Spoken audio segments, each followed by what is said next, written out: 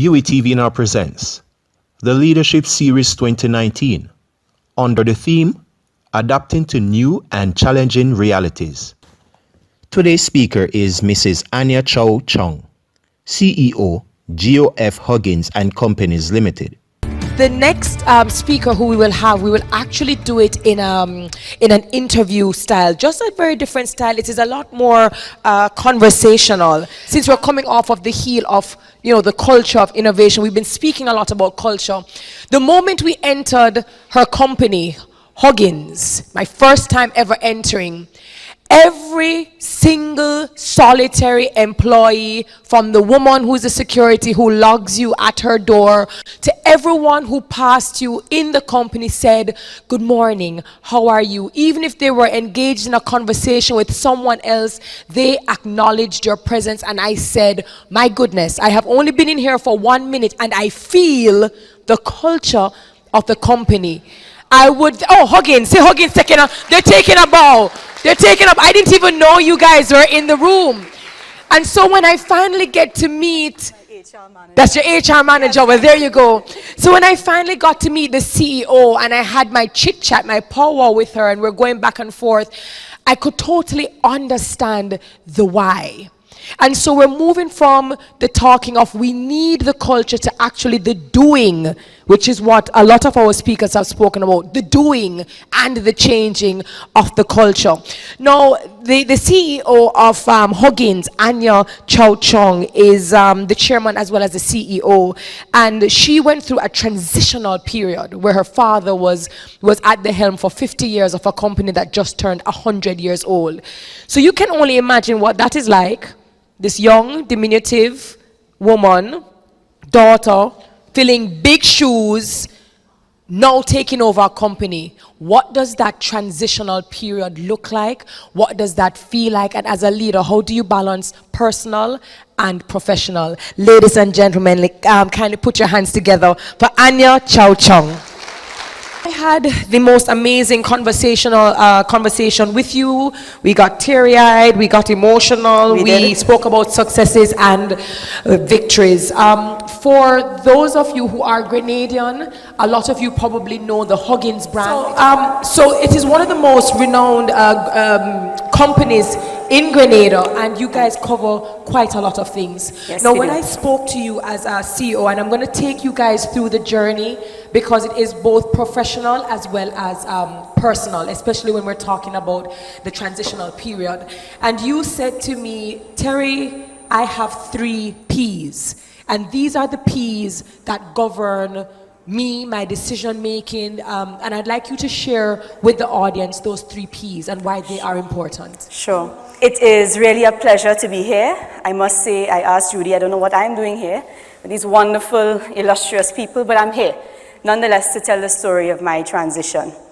To those of you who are visiting Grenada, a warm welcome. I hope at some point you encountered my wonderful staff. I know for sure the staff at the Airports Authority you would have encountered, or at least those who work under them. So welcome. The 3 P's. What are the 3 P's of transitional leadership that I employ during my transition? Not so recently anymore, I'm almost 3 years into it. First and foremost was preparation. Secondly, people. And we have heard so much about the aspect of people, and that to me was the most crucial point. And finally, the pursuit of my vision, and that's the phase that I am in right now. In terms of preparation, maybe I should go back to the beginning. I am a proud graduate of the University of the West Indies. Like Dr. Longsworth, I'm very, very happy to be here. I got 2 degrees, a Bachelor of Laws from the University of the West Indies, and as my father put it, a degree in husbandry. I came back from UWI, having met a wonderful man by the name of Anya Chow Chung, and we, a few years later, got married, and I never looked back. And a wonderful, wonderful man, and I would like to thank the Republic of Trinidad and Tobago for raising him. Wonderful, wonderful man. And so I prepared myself for whatever my future held, worked hard, I got involved a lot in the student government organizations. I was always in entertainment or whatever have you, but still I learned so much about people by being a part of these organizations. Having met Mark, I decided to make a future in Trinidad. All things lined up in that fashion, and I said, okay, I'll come home, work in the company for a year. Dad gave me a good job. And I had worked with Huggins before for a few years as marketing manager, my other managers here. And it was a company I've always loved. Came back and I realized, well, hold on, this is where I want to be. I love Grenada, with all due respect to Trinidad, wonderful country, but I loved here and I wanted to make a contribution to Grenada. And so Mark and I decided we would make it our home. And I began my work. I started off at the automotive division. My manager is there of the motor department, and so we went from there. And I wasn't a shoo-in. I know a lot of people think that Mr. Menezes' daughter, fait accompli. She's the heir apparent. No, it was definitely not so. So you're saying that it wasn't a rites of passage or absolutely anything? Not. You had to start off at the bottom and kind of learning all the operations within your, and just remind or just advise and inform our audience just how many divisions and how many operations you had to prepare for. So we operate 13 divisions, but there are 17 operations within these divisions. So by any stretch, I mean, I know we're talking Grenada and Grenada only. We employ upwards of 500 people. So it's a large organization, relatively speaking, and a lot of very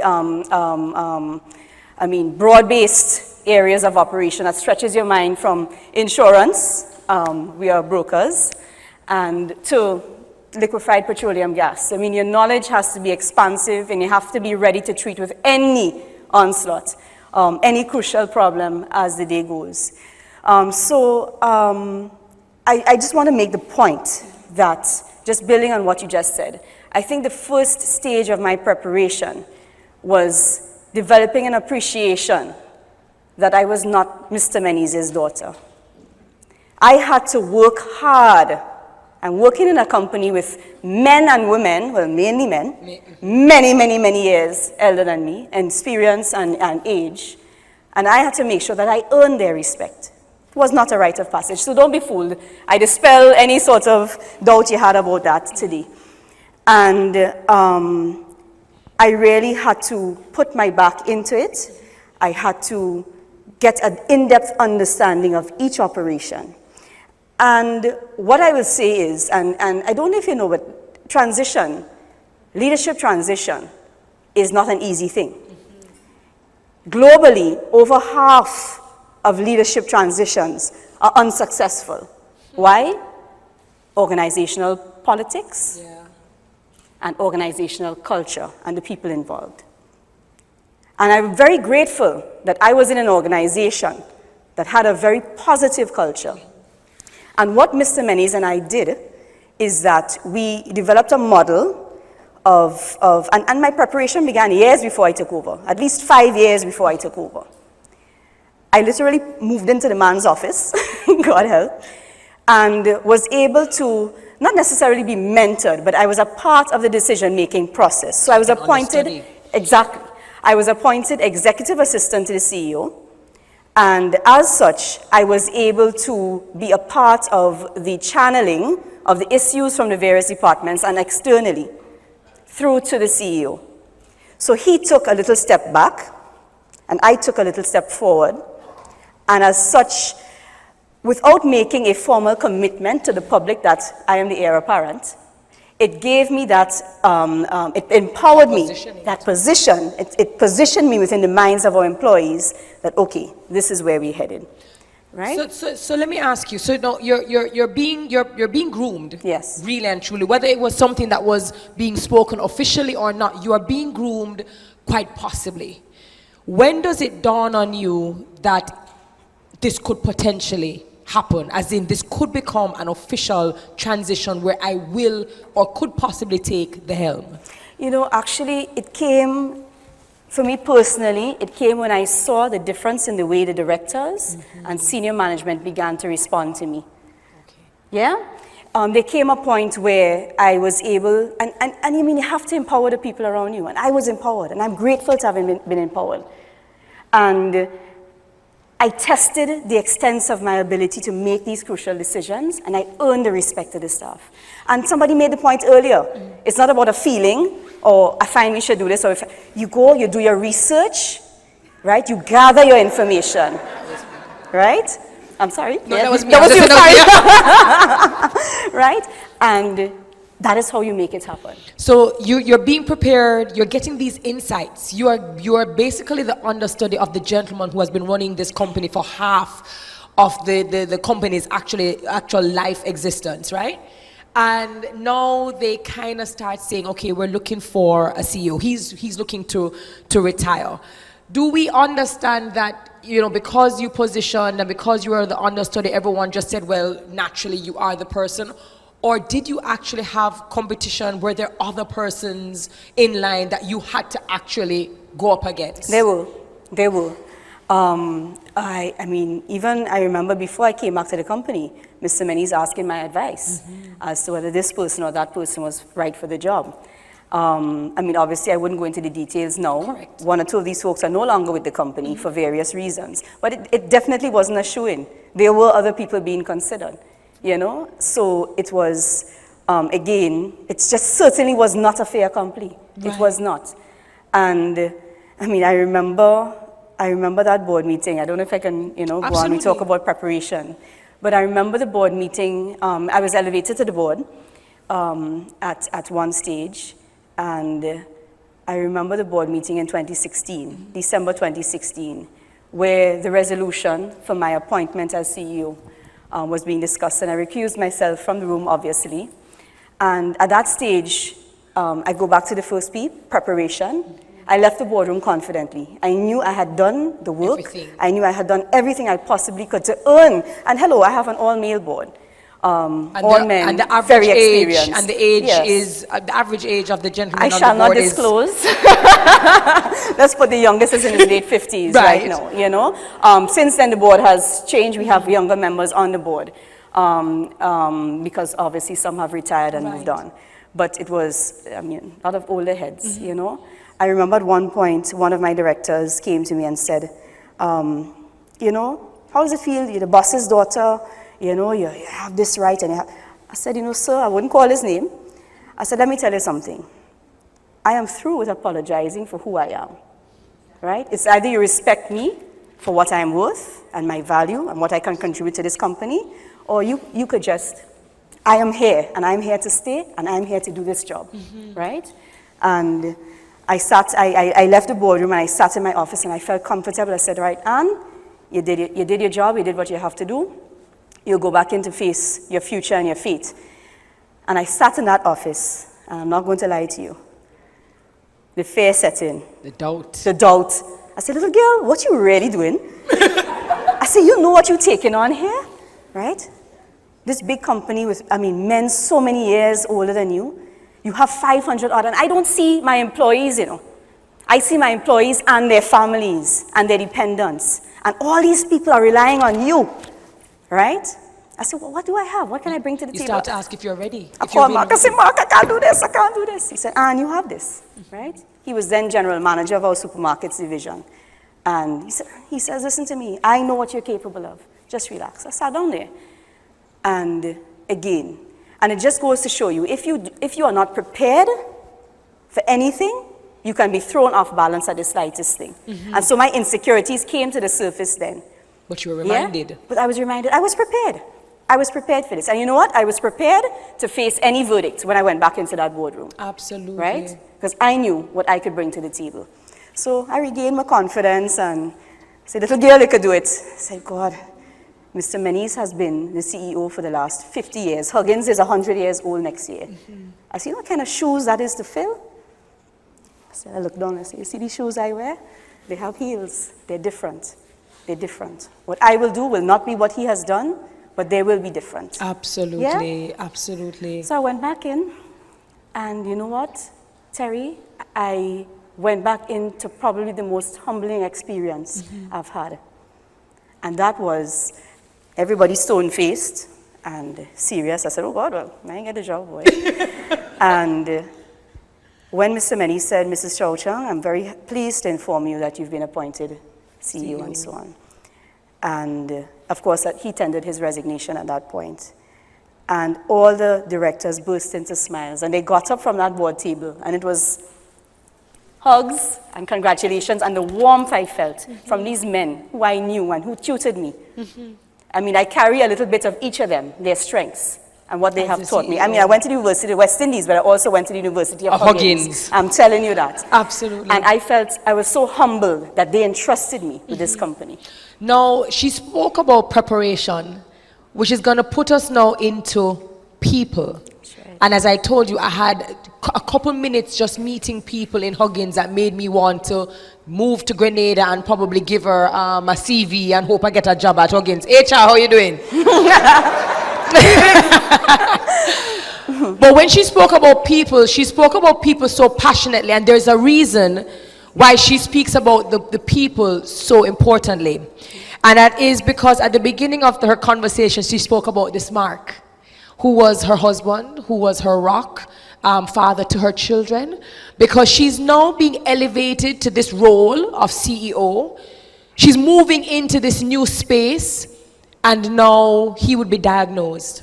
That's right. And this is where we're going to talk about leadership, transitional leadership, and things that go awry personally, but you still have to be a leader, and how the people become extremely important around you. So and correct me if I'm wrong, so in 2014, Mark is diagnosed with colon cancer stage 2. Correct. Walk me through, you're going through this process, this leadership process, and this happens in 2014. I mean, his issues preceded 2014. I mean, you name it, he had it. And we always were able to battle through. The initial issues didn't require, I mean, we all know the limitations in Grenada in terms of healthcare. Being Trinidadian, he was entitled to free oncological care, St. James Clinic. And so at first it was a lot easier to cope with the preparatory process, at the same time cope with my personal life. And these are not things you learn in a textbook. The textbook can teach you how to transition management and business, but it doesn't teach you about the things that life throws at you while you are going through the process. And so he's diagnosed. I came home one day and he was in pain. I have a stomachache. Doctor says, okay, something you ate. Wouldn't go away. All right, let's get a colonoscopy done. So we go to Trinidad. Dr. Jerry Fafa, bless him. That was on a Thursday. And he calls me to say, well, they found a tumor. I said, okay.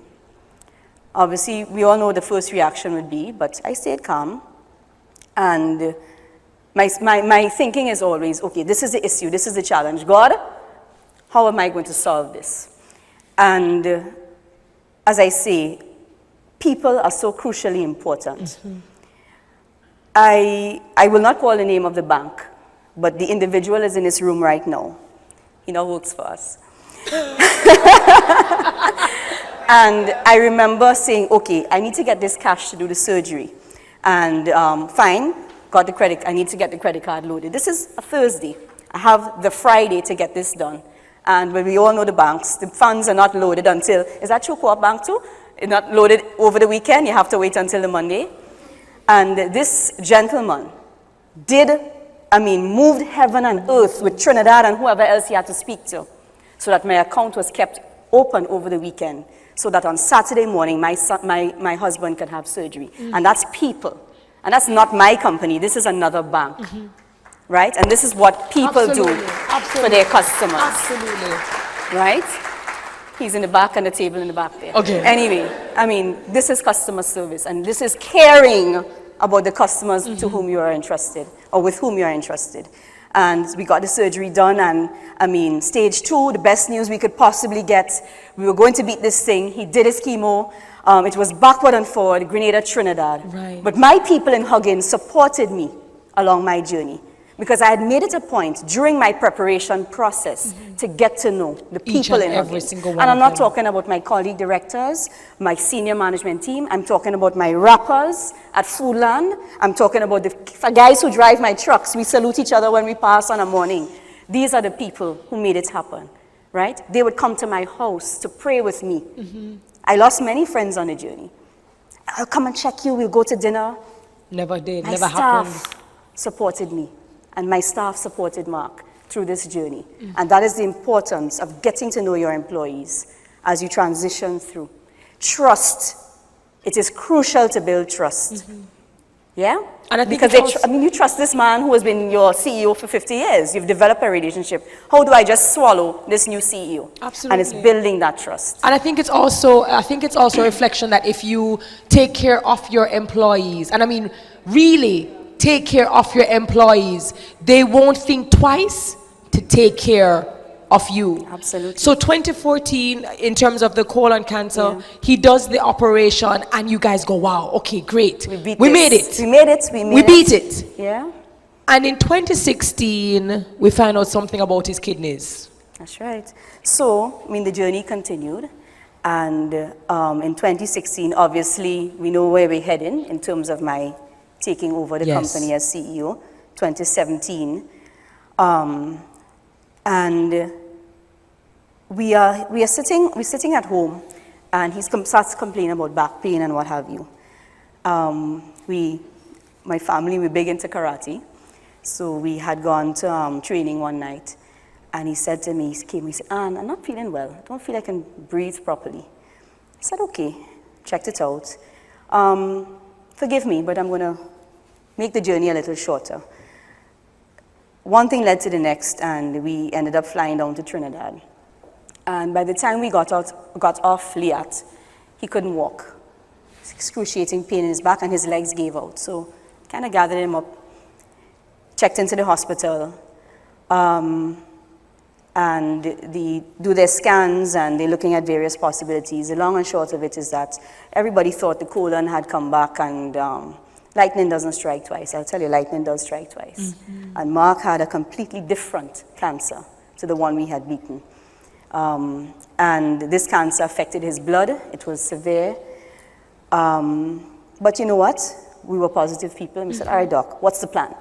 How are we going to get beat past it? this? How are we going to beat this? So we started the plan, and that plan required his travel to Trinidad every week, because his objective was to be home and home with his kids. Because when we consider all the people in the equation, it's, yes, the company and its employees, but it's also your surrounding family, the people who work with you and for you, yes, at home. These are all part of your support system, without which you cannot do what you do on a daily basis in the company, you know. And so we said, okay, we're going to face this challenge. And I would say his staff was so extremely supportive. And one of his managers is actually in the room here today as well. And they carried the load when he couldn't. I always said they were his legs when he had no legs. And unfortunately, he didn't recover. So the journey took us back to Trinidad, and that was the last time he left Grenada. It was on an air ambulance. And so I had to spend, and mind you, at this point in time, I was appointed CEO. So I spent the first 6 months of my tenure in Trinidad. Taking care of your husband. Taking care of Mark. And what was happening, because we're still in the category of people. That's right. So imagine her husband is there, she's going back and forth taking care as a new CEO. Who is taking care? Who is holding down the fort? Because what happens to your father at this point in time? So at this point in time, Dad had been diagnosed with Parkinson's disease back in 2003. And he took a turn for the worse at that point in time. And so there was no falling back and relying on his help. Basically, I had no options. Yeah? So my people came to my rescue. My directors filled in. They held the fort down while I was out. And I will say this, I will share this, as a young female CEO, you feel vulnerable because you figure, well, I'm the mother in the house, so I have to take care of the kids and the family, and I would fly home for 2 days, yeah, to make sure the kids are settled in at school and everything is going right at home. Thank God for these wonderful ladies who work with me at home and take care of my kids to this day. And so there is always that feeling of guilt that I am not doing my job, I'm not leading my company. And I lived with that for those first 6 months. And never once did these men ever make me feel that, you know what, you're not doing your job. We know what you're doing, because they trusted me. And thank God for technology. Where's Remy? He's gone? The technology. And I was able to at least continue to correspond and keep abreast of things. They held the fort down. During that period of time, was there any moment in where you said, you know what, maybe I just need to relinquish this leadership role, stay home, and be what I need to be for my family? Did that ever occur to you? Many times. Why didn't you? You know what? And again, this is something my father taught me. My predecessor taught me this. Huggins happens to be my company, but your employees and your staff are bigger than you. The company is bigger than you. And I know many of my employees who went through this very same thing. How could I give up and throw in a towel and say, here, what? You take on the problem, you run it. I had spent 5 years preparing, to toss 5 years out of the window. So you suck it up, you dig deep.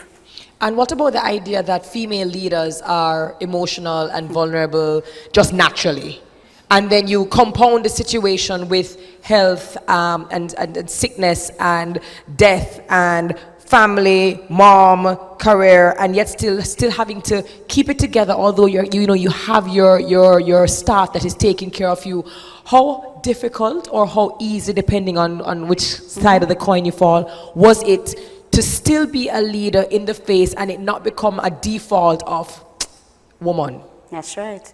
It was extremely difficult, yeah? But I'll tell you this, and this is where maintaining focus and balance comes into my presentation. We all have different ways and means of coping, right? Some of us go out, you take a drink. Others might find yourself in church. Faith happens to be the foundation of my balance and my focus. And I just believed. I believe that here, what? This is the cross you have given me. This is preparing me. Perhaps for this very day, sitting on this stage. This is what you are preparing me for. And I'll tell you, there are times when, I used to hate Thursdays. I mentioned that to you. Thursday evening into Friday morning. Every Friday morning was blood work. And I would get very nervous because you don't know what's going to happen. What's going to be the result today? So I put my meetings for 10 o'clock. And you know, at home, when you have troubles, you don't want your kids to be exposed to your emotions and your feelings. Yeah? Not because you don't want to be vulnerable or face your feelings, but you want to make sure that they are mentally okay. And that is how I treated my staff. They couldn't see me at my worst hour because they would worry. And they would feel, oh God, what's going to happen? What's going to happen? Yeah? So I was stick in my office. I would set my meetings. To this day, my meetings, you all know, go 10 o'clock or 2 o'clock. And the reason for the 10 o'clock is that blood would come in on a Friday morning before 10. And I would deal with that. I would gather myself, and I would put a blessed smile on my face and thank God each time for whatever the result was. And I would go into that boardroom, to management meeting, to whatever, right? And deal with what had to be dealt with. Because I couldn't let them down. I couldn't let their families down. And this is what I had to deal with. Yeah? So we move from the preparation. We move to the people. Yeah. And I'm sure on behalf of everyone here, we do extend our condolences to you. And then we move to the pursuit of happiness. And some people might be saying, there's still happiness in all of this? Right? When you think, she's lost her husband, she's losing, her father's now a shell in terms of Parkinson's dementia, not the man who everyone remembers him to be, but then yet still your P is pursuit of happiness. Explain that to us. Pursuit of happiness, yes. Pursuit of my vision as well. And here's where it comes down to brass tacks. So Mark passed away on the 19th of July in 2017. And I said, all right. He was buried a week later. It happened to be our 9th wedding anniversary. And I felt it was a bit, it was significant. I said, maybe this had to happen the way it did. That's the only day the church was available. Thank you, Father. But anyway. And at that moment, I said, you know what? Okay. People may disagree. I may have needed the time to grieve. But at the end of the day, I felt most comfortable with my family at Huggins. And by Friday, I was back in office because the very gentleman who led The holding of the fort was in a crisis. And I say, you know what? I can't let you down. I have to be here for you. Right. So Friday, I was back in at work, and we dealt with it. I took my time, and I put my back in. Right. The pursuit of my vision. So in the transitionary phase, you develop the trust, you develop the relationship. And now it's time to put the changes into action. Absolutely. And Mr. Menez was an excellent CEO, but we've heard it all from all the wonderful speakers this morning. Times are changing. And he never used a computer in his life. He refused to. He had a wonderful assistant, yeah? And the fact remains, I said, okay, we have an excellent corporate culture, but I need to test it. Are we really a culture of integrity? We had a meeting, 2 weeks ago? We test everything that we know and hold true as being this wonderful thing called Huggins. Right. And you know what? There's much to be changed. So what I did was, this is the pursuit of the vision, and hopefully the pursuit of excellence down the line. But I went out to the staff, division by division. I had what I call town hall meetings. Correct. The same, I think the ways of old, and we must respect what has been tried and tested, but we also have to be the bridge as the transitionary leader. We have to be the bridge of the old to the new. So you pay respect to what this man has done, Absolutely. but this is the way forward. And I met with the staff, division by division. These are my expectations. This is my vision. I articulated it clearly so that you know where we're heading. There's no surprise. We all have to be moving in the same direction. Unified. Unified. But I welcomed, what are your expectations of me? Where do you expect this company to go? Which goes back to the question that the gentleman Right? was asking in the back. How do Precisely. I bring my questions to you? So your town hall meetings allowed dialogue. It allowed That's people right. to then tell you maybe where her expectations were in a particular division. They were able to tell her, actually, our experience is this. Is We need to this. try that. Precisely, right? And some of the most, let me tell you, I remember there was a young guy who was working cash in Foodland, and he also attended to the shelves. When I heard this young man speak, I said, well, this guy is brilliant, right? To find out that he dropped out of school. He used to come first in GBSS in class all the time, fell into bad company, problems at home. Those in the crowd here know who I'm talking about. But this young man has such potential. You find this out when you get down there and you get to know The the people. staff. And allow them. My policy is don't cross my threshold to my office with any fear or trepidation. Whatever your recommendation is or your suggestion is, I can say, okay, here what, we go take it and we'll run with it. Take it and run with it. Yeah. Or, for the Grenadians amongst us, right? Or, this is why it can't work. Where I sit, I have to see the global picture and you need to understand it. And if you don't tell the staff, this is what the issues are, they will sit down and say, okay, well, what I'm thinking is irrelevant. Right. You are absolutely relevant. If my wrappers in Foodland don't treat my customers correctly when they leave that store, what is your experience of the supermarket? It's negative. So it goes through all layers. And I said to each division, I said, listen, this is what I want to see happen. Join me on the journey. I'm asking you, please. If you have given me 100%, I want 150% from you. And I got the commitment. I got such positive feedback. And you did committees as well. I think you also said you implemented committees that never existed Never existed before. on the board. Correct. And I'll tell you, after having those meetings in 2018, our company had its best financial year in history as a result of those stuff. Right? So you're doing this transitional period. You are paying tribute and respect to that which worked. You are now implementing things that you think will now take the company to the very next level. You have earned it. You have worked for it. Your staff respects you and they reciprocate the love and the care that you share with them. Did you ever receive or feel or were made to feel internally or externally that this was just rites of passage, nepotism? You're a woman, you're the daughter, you're always going to be there, whatever. Yes. I did get that a lot, and so it makes the burden that much heavier, as if I didn't have enough to deal with. Right. You have to deal with this sort of, but you know what? The proof is there. The proof is there. The track record. The performance will speak for itself, right? And I'm putting that behind me. This is about moving forward, yeah? I asked a question earlier about, women being seen, and maybe even me, people say, she's naive, and it never works. I'm so happy and refreshed to be here today. Judy, thank you so much. Because I've listened to these accomplished people speak, and they're all saying the same thing. They're all saying the same thing. And this is the way we have to go. This is the way we have to go in Grenada. Absolutely. As companies. I have never, I will say this, and I will congratulate. And these men ranged in age from 70 odd, right down to, as I said, late 50s. And never once was I made to feel like a female in that boardroom. Never once in Huggins. I was treated with respect. Yes, they would pull the chair out for me. They would offer me the sandwiches first before they dug in and ate the rest, But you're an equal. I appreciate that. But you're an equal. But I was never the only female on the board. It was Chow Chung, So it's more externally then. I have experienced it externally. Which really means that cultures need to not only change within corporations and offices and companies, but it has to change societally. It must change societally. It has to. Is there anything else that you'd like to add to anybody who might be going through a transitional period, or someone who might be holding a position now with the hopes of stepping into a bigger role? Anything else that they need to consider before stepping into that role or proposing themselves for a role? Sure. First things first, it's not about you. Make sure you have your focus and your priorities right. In all things, be humble. The day you lose touch with humility is the day you will stumble and you will fall. Look at the past, respect the past, respect what has gone before you. This has been tried and tested. Yeah?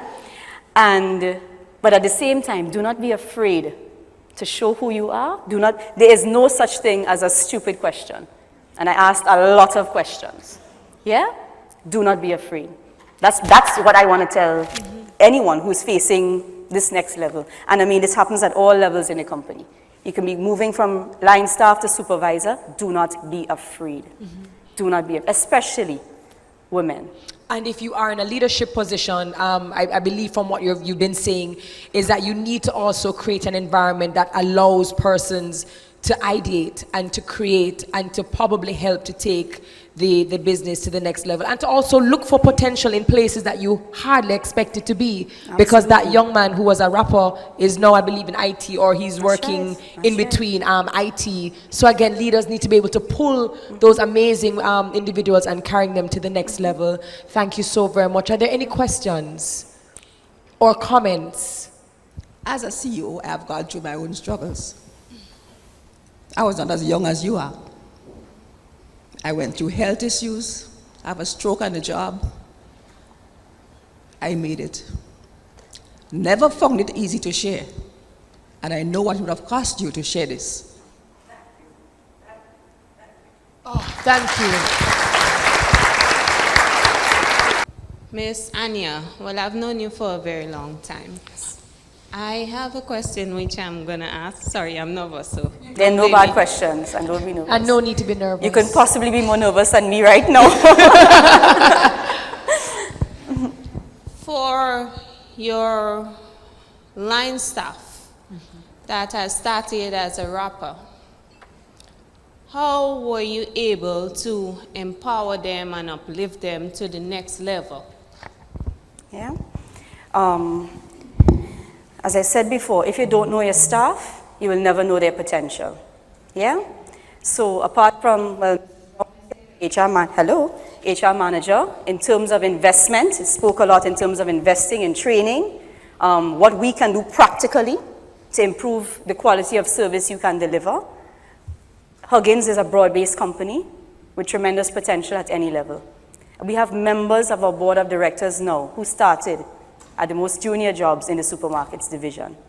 Yeah? We have programs to assist you with your education. So if we know that, okay, you're committed to the company, and I mean, I was a little concerned when I heard the statistics about the millennials not staying more than 5 years. I would like to breed an environment of loyalty where you will stick with Huggins. So I would like to invest in you. So at whichever level, as long as the area of study is relevant to what you're doing or what you can potentially do, we will support you. Yes? I mean, just being a part of this program here today, I have a few members of my staff, and they are also in transitionary roles, taking over from the 70-year-old directors and otherwise. Yeah, and I mean, they're doing a fantastic job. I would like to be like that at 70, don't get me wrong, please. Yeah, but this is what we're doing here. Have I answered in some parts, in most parts? It's about investment. And I think it's also about being fair. When I hear Anya speak, I hear fairness. And so it means that sometimes you have amazing people who are working for your company, they're loyal, they're your brand champions, and you overlook them. And you bring in somebody from outside, or you bring in somebody else, and it... Did I hit a nerve? Yeah. But it's true. Yeah. And I'm speaking from what I have seen, where I've seen people work to the bone, and then somebody else comes in, and everybody's like, what? And it demoralizes the group. And so really, as true leaders, it is to find your next leader wherever that person may be, and uplift them to the point that you want them to be, and not just for the company, but for themselves. So I think I'll take the last question, because I know we're between lunch. As I said, our industrial relations agreement, we guarantee to staff that the first and foremost priority is given to staff for promotion. So we have actually put it contractually in writing that the positions are for staff first before we go outside. I don't know if that answers part of the question. Sounds like a storybook. I'll take the last question, and then we will break for lunch. It's not a question, it's a comment. And I might be as emotional because Anya was my student, and I feel extremely, extremely proud of her, and I want to wish her God's richest blessings and all the best in the future. Thank you, Anya. And Dr. Philip was one of my favorite teachers at One of your favorite teachers. What I will say is congratulations to Huggins, and congratulations to the management, the leadership, the senior executive, because everything that all the speakers have been speaking about in terms of automation, putting people first, changing the culture, all of these amazing things, she's actually doing. She's actually doing. And this is in the Caribbean.